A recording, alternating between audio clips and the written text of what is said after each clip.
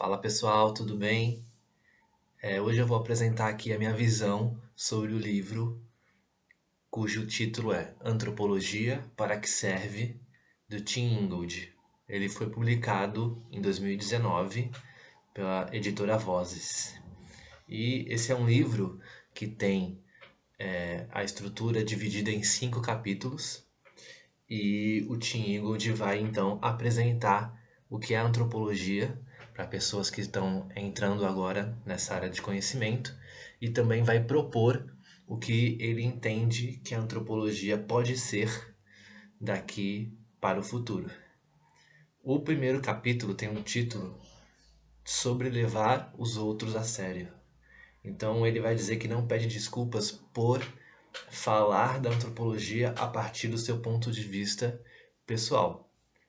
E ele destaca que, para ele, a antropologia é uma filosofia com pessoas dentro, né? Ele vai falar também do processo de produção de conhecimento que acontece na antropologia, que é através principalmente da observação participante. E ela se distingue das outras disciplinas porque a observação participante ela não tem o objetivo de coletar os dados, né? Como a biologia, a química, a física pretendem. Descrever o mundo e coletar os dados a partir dessa descrição. A antropologia ela pensa um pouco diferente. Ela usa a observação participante para aprender junto com aqueles que o pesquisador está convivendo. Então, não faz sentido para o antropólogo o levantamento e a coleta de dados, e sim aprender junto, né? E porque o nosso conhecimento, ele diz, o nosso propósito não é o conhecimento objetivo. O que buscamos e esperamos obter é sabedoria, né? Página 13 desse livro. E para isso é importante levar os outros a sério. Então a premissa do Ingold, né, da antropologia do Ingold, é que a gente precisa levar os outros a sério e colocar essa premissa de forma radical. Quer dizer que a gente precisa tratar os nossos informantes, né, as pessoas que a gente está convivendo, como se fossem os nossos professores e não fazer uma suspensão voluntária da descrença, né, como ele fala, que a gente faz geralmente quando a gente vai a um teatro, assistir um filme, a gente faz uma suspensão da descrença, né? A gente acredita por um momento que aquilo pode ser verdade, mas ele diz que só isso não é o suficiente no caso da observação participante e do trabalho da antropologia. A gente precisa, na verdade, acreditar realmente naquilo que está sendo dito no campo, né? E porque ele vai fazer uma explicação também mais para frente no livro sobre similaridade e diferença, que é o título do capítulo 2 desse livro. E ele fala que existe uma falácia, né, em relação à narrativa da biologia atualmente, né? Porque tudo, ou tudo não, mas a maioria das coisas hoje em dia é explicada através do ponto de vista genético. Então, eu sou assim porque a minha família tem essa característica, então eu herdei esses genes. Para isso, o Ingold vai entender que isso é uma construção moderna e que nem sempre foi assim o tipo de explicações possíveis para a experiência de viver no mundo, né? E as características que a gente apresenta. E ele vai, por exemplo, contra o argumento daquele autor famoso, Yuval Harari, que ele escreveu um livro chamado Breve História da Humanidade. E nesse livro, que foi um best-seller, ainda é, ele fala sobre a história da humanidade do ponto de vista principalmente biológico. Então ele vai falar como coisas que aconteciam na época lá do Pleistoceno, né? Enfim, que não existia agricultura ainda, como existiu posteriormente. Ele vai dizer como sentimentos, emoções e comportamentos que a gente, né, a espécie humana, tinha naquela época, como isso vai permanecer nos indivíduos até hoje, através do que ele chama de instinto, né, basicamente. E o Ingold vai falar que isso, na verdade, é equivocado, porque a característica que a gente ganha e manifesta na vida, a gente ganha certamente e evidentemente através da vida. Então a gente ganha as nossas características vivendo. É o que ele vai considerar como o processo de ontogênese, que é um conceito, né, que é aplicado tanto em psicologia quanto em biologia, e ele vai trazer aqui para antropologia também. Então é vivendo que a gente, enfim, aprende, né, a ser quem somos e também, assim, aqui ele vai dizer, né? Tecnicamente, esse processo é conhecido como ontogênese. Não há nenhum atributo, habilidade ou inclinação nos seres humanos, assim como nas criaturas de qualquer outra espécie, que não tenha surgido no curso do desenvolvimento ontogenético. Então, todas as habilidades e inclinações que a gente tem, elas se desenvolveram no processo ontogenético, no processo de desenvolvimento da vida. Essa citação é da página 35 desse livro. Então, nossos corpos são nós mesmos e nós somos eles. Porque o Ingold ele vai falar que a gente vive e constrói a nossa vida vivendo e construindo a vida. É um processo meio que. Eu não queria usar a palavra dialético, porque ele foge um pouco disso, ele vai um pouco além, mas a gente pode pensar um pouco através disso, né? Porque é vivendo que a gente constrói a vida e vice-versa, né? E ele vai falar, ele faz uma crítica grande ao que é o ser moderno, né? Porque a modernidade ela tende a homogeneizar as pessoas e as relações. E o Ingold ele diz que, como uma crítica a isso, que na verdade o que nos une não é os aspectos de semelhança que a gente tem uns com os outros, mas sim as diferenças, né? E ele vai dizer que isso, a valorização da diferença é aquilo que nos une e não o contrário. E o ser moderno é aquele ser cosmopolita, racional, intransigente, autointeressado, pertencente a nenhum lugar e a ninguém. O ocidental moderno é um fruto da nossa imaginação, né? Página 46. Então quer dizer que ele critica muito esse ocidental moderno por conta desse anseio que a modernidade e os seus representantes têm de homogeneizar as pessoas e as relações. Para ele a diferença importa, né?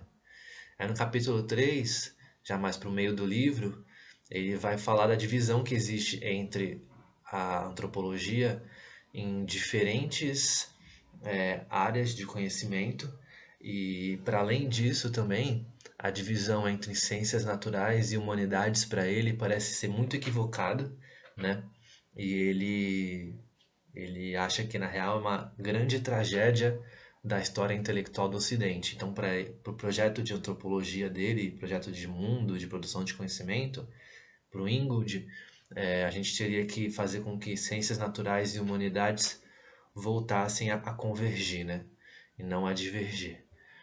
E ele fala dos paradigmas que informaram a antropologia, né, durante a sua formação e que fizeram com que houvesse três grandes campos dentro da antropologia, né, que são chamados antropólogos físicos, os arqueólogos e os antropólogos sociais. Os antropólogos físicos são aqueles que estavam interessados na anatomia humana, cérebro, crânio, etc. Arqueólogos estudam os artefatos, né, das culturas, as ferramentas, e os antropólogos sociais estudariam as instituições, os costumes e crenças. E esses três campos foram consagrados, né, até hoje na disciplina. Eles foram consagrados então até hoje na disciplina, mas ele entende que existe um racha interno, né, dentro da antropologia entre antropólogos biológicos, né, e arqueólogos de um lado e antropólogos sociais de outro, que precisa ser revisto com, enfim, muito cuidado porque isso pode cindir fortemente a antropologia e ninguém gostaria disso, né? E aí, já no quarto capítulo, que tem o título de Repensando o Social, ele, ele vai fazer então o que ele chama de uma tese de complementariedade, que é um acordo, né, entre esse ser social, que as ciências sociais entendem os seres humanos, e o indivíduo biológico, que é aquele visto através da perspectiva biológica, né? Porque na verdade, nenhuma nem outra tradição pode explicar realmente o que é o indivíduo, mas essas tradições juntas podem chegar um pouco mais próximo da verdade, né? Então ele vai dizer que os seres humanos, em suma, são seres biosociais, não porque eles sejam produtos dos genes e da sociedade, mas porque eles produzem continuamente a si mesmos e uns aos outros, como as criaturas vivas que são. Eles não são duas coisas, mas uma só. Página 88. Então, ele vai dizer que no jargão antropológico quer dizer que os seres em relação se constituem mutuamente. Foi aquilo que ele fala um pouquinho, né, no capítulo 1 e 2, agora ele está arrematando, né?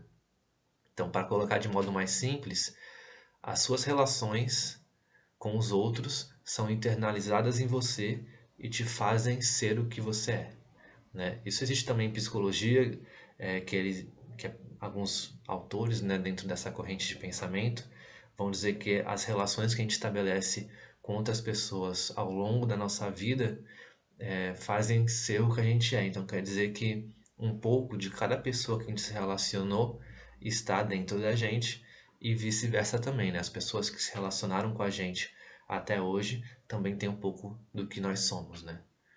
Assim forma uma grande teia humana e que, enfim, a humanidade é criada através dessas relações, né? Principalmente esse argumento do Ingold agora já para o final do livro, né? Que a humanidade é criada através das relações.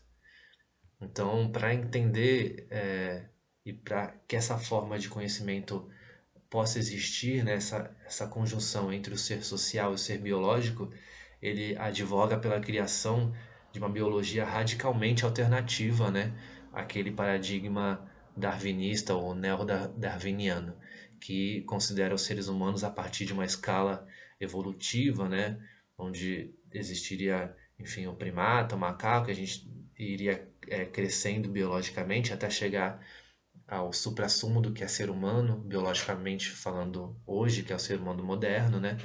Só que isso tem muitos perigos quando é aplicado para a área social, né? Então, o darwinismo social ele é muito perigoso porque ele tende a colocar em perspectiva hierárquica diferentes sociedades. Então, aquelas sociedades que antes eram chamadas de primitivas, né? Que são as sociedades, enfim, sem estados ou como ele até brinca, né? Mais cotidianamente chamadas de sociedades nativas, né? Hoje em dia, a partir do ponto de vista do darwinismo social, seriam considerados sociedades inferiores à sociedade ocidental, moderna, complexa, estruturada com Estado. Mas a gente sabe que na antropologia isso é, como dizem em inglês, bullshit, né? Quer dizer, com perdão da palavra, né? É, é uma coisa que não faz sentido nenhum a gente classificar as sociedades qualitativamente dessa forma. Cada sociedade em si, ela possui elementos que as distinguem umas das outras e não são necessariamente melhores uma do que as outras, né? Então, no quinto e último capítulo, ele propõe uma antropologia para o futuro, que é através principalmente de uma crítica ao cientificismo, que é essa ciência que quer encaixar o mundo em fatos, né? Observáveis e calculáveis. Ele entende que a produção de conhecimento está para além disso, né? Que conhecer também tem a ver com sabedoria e não só com acúmulo de informação.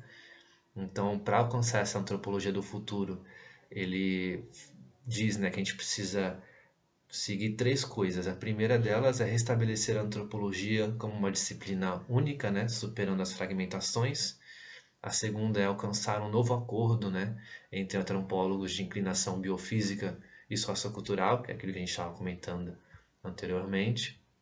E o terceiro é desmontar. Só um minutinho.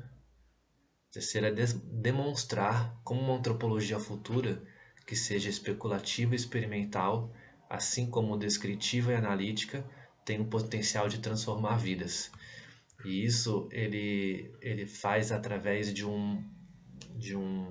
uma advocacia mesmo, vamos dizer assim, né? Argumentando a favor de uma convergência contemporânea entre ciência e arte, que já acontece hoje em dia, e ele acha que a antropologia precisa, então, seguir esse rastro, né? E fazer com que esteja a produção antropológica cada vez mais ligada à produção artística também. Mas isso não quer dizer que a gente vai dar as costas à ciência, né? Ao invés disso, né, essa antropologia do futuro que ele propõe aponta para uma maneira diferente de fazer ciência, mais modesta, humanizada e sustentável, do que grande parte do que é considerada ciência nos dias de hoje, né? Então, hoje em dia, e aí para finalizar o livro, né, e as nossas reflexões aqui, o Ingold entende que a ciência ela é produzida a partir da observação de fatos, como se o mundo pudesse ser colocado em uma grande tabela. Na verdade, o que ele entendeu, né, a partir da sua vivência, né, com os povos nativos, nos seus trabalhos de campo, observação participante, é que o mundo ele está muito para além do que pode estar contido numa tabela, enfim, periódica, uma tabela matemática, a sabedoria, né, que os povos nativos eles têm em relação ao mundo são tão equivalentes quanto o conhecimento científico que foi acumulado nos últimos anos.